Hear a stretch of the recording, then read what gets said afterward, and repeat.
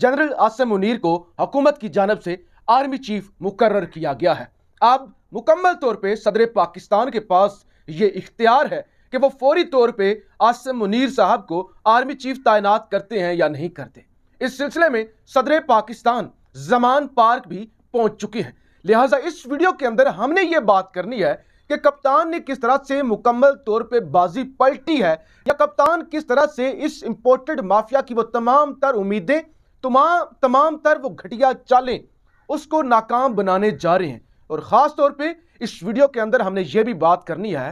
कि आसिम मुनीर साहब को आर्मी चीफ मुकर्रर करके इस हुकूमत की साजिश क्या थी, नवाज शरीफ की इतनी बड़ी साजिश क्या थी, उस साजिश को भी हमने नाकाम बनाना है। और खान इस वक्त क्या कर सकता है, खान क्या करने जा रहा है और क्या करना चाहिए, और ख़ास तौर पे इस वक्त हुकूमत के हाथ पांव क्यों फूले हुए हैं, क्यों रो रहे हैं, क्यों परेशान हैं, इस हवाले से भी हम बात करते हैं। सबसे पहले तो जी मैंने पहली वीडियो में ही कहा, जैसे ये ऐलान हुआ मैंने ये कहा पाकिस्तान की तारीख में एक बेहतरीन तकर्री हुई है, मेरिट पर हुई है, मेरिट को मलूज़े खातर रखा गया है। बेहतरीन शख्सियत के मालिक हैं जनरल आसिम मुनीर, हाफिज़े कुरान हैं, सैयद बादशाह हैं और गैर मुतनाज़ा हैं, और कोई भी उन पर इल्ज़ाम नहीं है। और उनकी सर्विस जो है वो बेहतरीन, उनके जो रिकॉर्ड हैं और बेहतरीन, मैं कहता हूं कि रिकॉर्ड याफ्ता वाहिद वो इस वक्त लेफ्टिनेंट जनरल हैं जो अजाजी शमशीर अपने पास बहादुरी की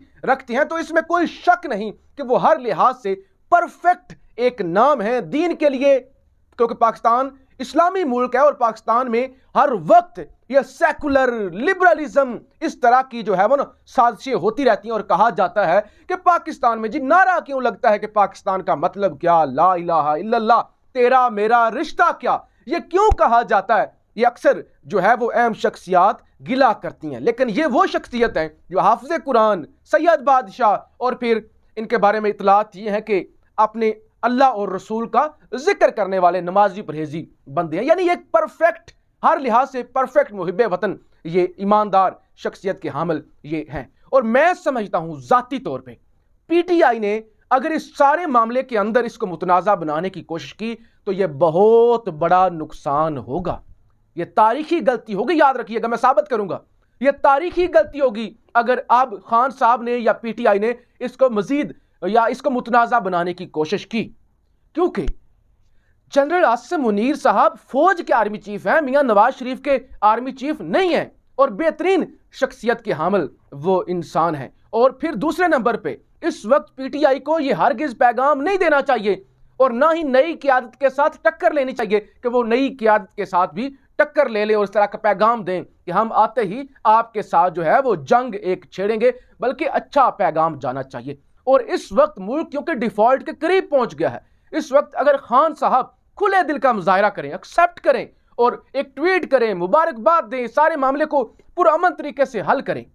एक ट्वीट, खान का एक ट्वीट आ जाए मुबारकबाद का, आप देखिएगा पाकिस्तान की स्टॉक एक्सचेंज कैसे ऊपर उठती है, कैसे पाकिस्तान के अंदर इस्तेकाम आता है। तो इस वक्त पाकिस्तान के अंदर इस्तेकाम आए या ये जंग मजीद अदम इस्तेकाम वाली फैल जाए, यह सिर्फ और सिर्फ इमरान खान साहब के हाथ में है। और फिर एक और बात देखिए, हुकूमत ने एक बड़ी चालाकी की, उन्हें पता है कि जनरल आसिम मुनीर साहब ने 27 नवंबर को रिटायर हो जाना है, तो लिहाजा काबीना ने एक समरी मंजूर करके उनको रिटेन कर लिया। यह इख्तियार होता है हुकूमत के पास, यानी वो अब फ्रीज हैं, जब तक उनकी तैनाती नहीं होती वो रिटायर नहीं होंगे, यानी 27 नवंबर गुजर भी जाए तो वो तब ही हाजिर सर्विस ही होंगे। तो लिहाजा अगर खान साहब अब रोकने की कोशिश भी करते हैं, क्योंकि आरिफ अलवी साहब तो लाहौर के लिए निकल चुके हैं ना, खान के साथ उनकी मुलाकात होने जा रही है और सारा मशवरा करना है कि अब क्या करना चाहिए, क्योंकि खान साहब ने रात को कहा था कि हम खेलेंगे। तो ध्यान से सुनिएगा, अब हुकूमत ने क्योंकि कर लिया रिटेन, तो लिहाजा जनरल आसिम मुनीर तो रिटायर नहीं होने जा रहे। अब सदर पाकिस्तान आइन के मुताबिक ज्यादा से ज्यादा 25 दिन के लिए रोक सकते हैं, और 25 दिन रोक कर भी फिर भी आसिम मुनीर साहब आर्मी चीफ बन जाएं तो ये अच्छा नहीं होगा,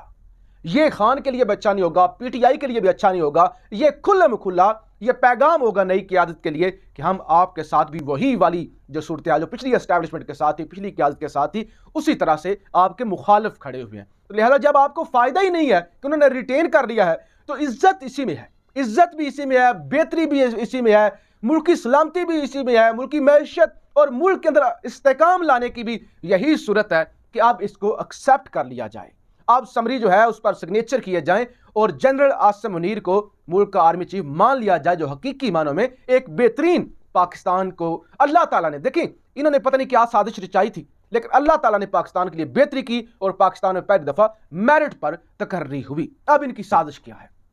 साजिश जनाब इनकी यह है कि हम लगाएंगे आसिम मुनीर साहब को, और आसिम मुनीर साहब ही वो वाहिद शख्सियत, यानी ये जो 5-6 नाम है ना, उनमें वाहिद शख्सियत एक ऐसी जिस पे थोड़ा बहुत, जिन पे खान साहब को शकूक व शुबहात हो सकते हैं, बाकी किसी पे नहीं, शकूक व शुबहात हो सकते हैं कि देखिए मैंने इनको हटाया था, मेरे खिलाफ कोई कार्रवाई ना करें, या मुझे नायल करने के लिए, या नवाज शरीफ क्योंकि भगोड़ा है। खान को असूली मसला आसिम मुनीर साहब से भी नहीं, असूली मसला खान साहब को इस चीज से कि ये भगोड़ा,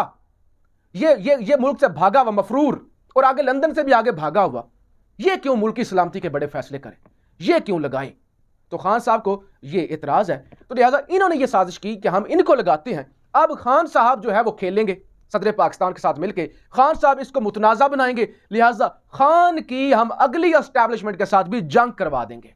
साजिश ये है जनाब कि खान की पिछली जनरल बाजवा और DGISI और ये बाकी DGC, इनके साथ तो एक तल्ख कलामी है ही।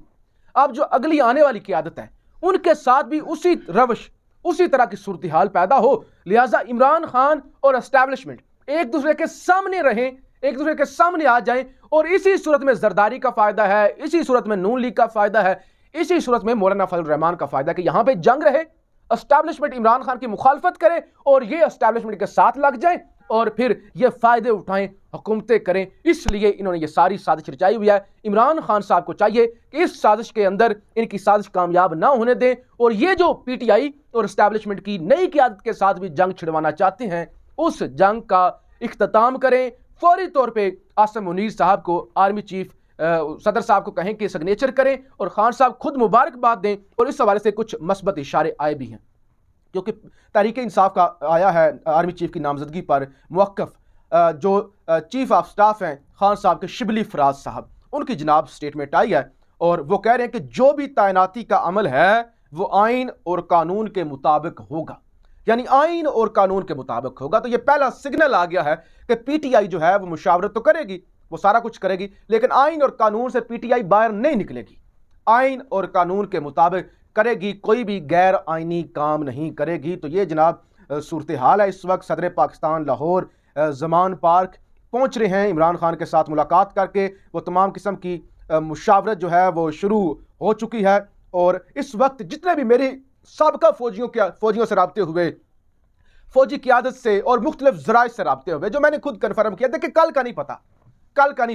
कल को अगर कुछ गलत हुआ तो हम खुद तनकीद करेंगे, सबसे पहले तनकीद करेंगे। वो फौजी अफसरान, इवन वो फौजी अफसरान पाकिस्तान में जिनको मुल्क छोड़ के भागना पड़ा, जिनको गद्दार कहा गया, ये जनरल बाजवा साहब अभी जो ये जो रजीम है इनकी जानब से, और वो क्योंकि इमरान खान के साथ खड़े हुए थे, एक्स सर्विसमैन और एक्स जो फौजी हैं सारे, वो भी ये कह रहे हैं कि आसिम मुनीर साहब की जो तकर्री है,